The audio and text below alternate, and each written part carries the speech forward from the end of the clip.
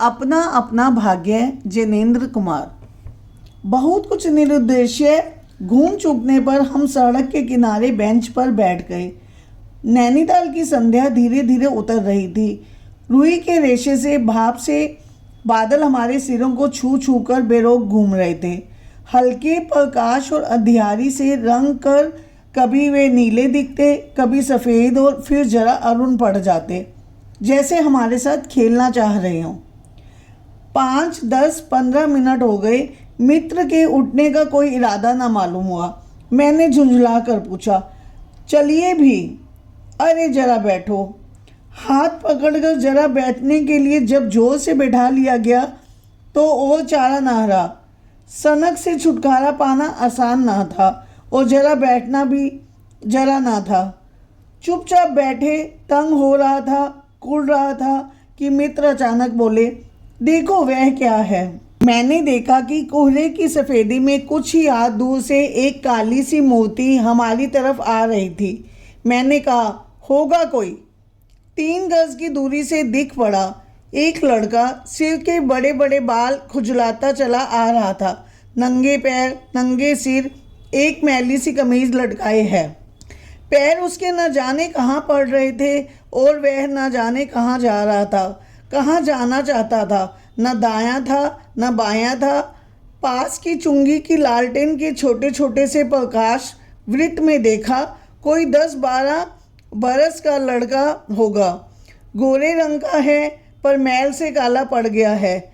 आंखें अच्छी हैं, बड़ी पर सूनी हैं। माथा जैसे अभी अभी झुर्रियाँ खा गया है।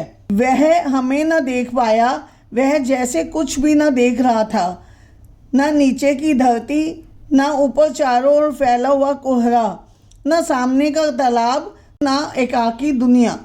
वह बस अपने निकट वर्तमान को देख रहा था। मित्र ने आवाज़ दी, ए।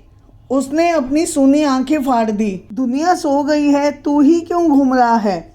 बालक मूक फिर भी बोलता हुआ सा चेहरा लेकर खड़ा रहा। कहाँ सोएगा?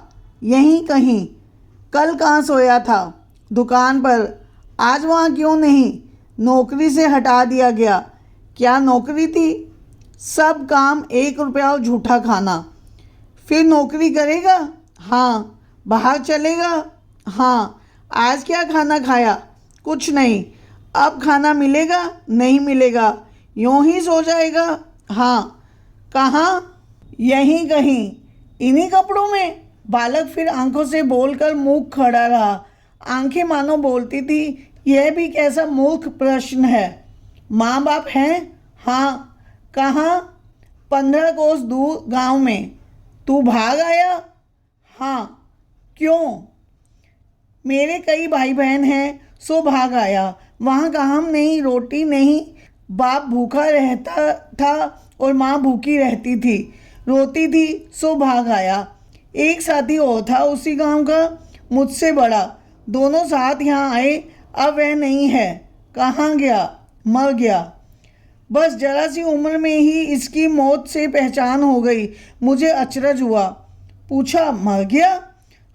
हाँ साहब ने मारा, मर गया। अच्छा, हमारे साथ चलो। वह साथ चल दिया। लौटकर हम वकील दोस्त के होटल पहुँचे। वकील साहब होटल के कमरे में उतर आए। कश्मीरी दुशाला लपेटे थे, मोजे चढ़े, पैरों में चप्पलें थी। स्वर में हल्की झुंझलाहट थी, कुछ लापरवाही थी। ओहो, फिर आप कहिए। आपको नौकर की ज़रूरत थी ना? देखिए यह लड़का है। कहाँ से लाए? इसे आप जानते हैं? जानता हूँ, यह बेईमान नहीं हो सकता। अजी, ये पहाड़ी बड़े शैतान होते हैं। बच्चे बच्चे में अवगुण छिपे रहते हैं। आप भी क्या अजीब हैं, उठा लाए कहीं से भी। लो जी, यह नौकर लो। मानिए तो यह लड़का अच्छा निकलेगा। आप भी। जी बस खूब है। ऐरे गहरे को नौकर बना लिया जाए और अगले दिन वह न जाने क्या क्या लेकर चंपत हो जाए। आप मानते ही नहीं, मैं क्या करूं? माने क्या खाक? आप भी। जी अच्छा, मजाक करते हैं। अच्छा, अब हम सोने को जाते हैं।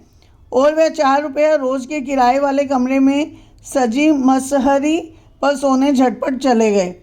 बालक कुछ ठहरा, मैं असमंजस में रहा। तब वह प्रेत गति से एक और बढ़ा और कोहरे में मिल गया। हम भी होटल की ओर बढ़े। हवा तीखी थी, हमारे कोटों को पार कर बदन से तीर सी लगती थी। सिकुड़ते हुए मित्र ने कहा, भयानक शीत है, उसके पास बहुत कम कपड़े। यह संसार है यार। मैंने स्वार्थ की फिलॉसफी सुनाई। चलो पहले बिस्तर में गर्म हो लो, फिर किसी और की चिंता करना। उदास होकर मित्र ने कहा, स्वार्थ जो कहो, लाचारी कहो, निठुराई कहो या बेहयाई। दूसरे दिन नैनीताल स्वर्ग के किसी काले गुलाम पशु के दुलार का वह बेटा, वह बालक निश्चित समय पर हमारे होटल दी पव में नहीं आया। हम अपनी नैनीताल सैर खुशी खुशी ख़त्म कर चलने को हुए। उस लड़के की आस लगाए बैठे रहने की ज़रूरत हमने ना समझी। मोटर में सवार होते ही यह समाचार मिला, पिछली रात एक पहाड़ी बालक सड़क के किनारे पेड़ के नीचे ठिठुर कर मर गया। मरने के लिए उसे वही जगह, वही 10 बरस की उम्र और वही काले चित्रों की कमीज मिली। आदमियों की दुनिया में बस यही उपहार उसके पास छोड़ा था। पर बतलाने वालों ने बताया कि गरीब के मुंह पर, छाती, मुट्ठियों और पैरों पर बर्फ़ की हल्की सी चादर चिपक गई थी।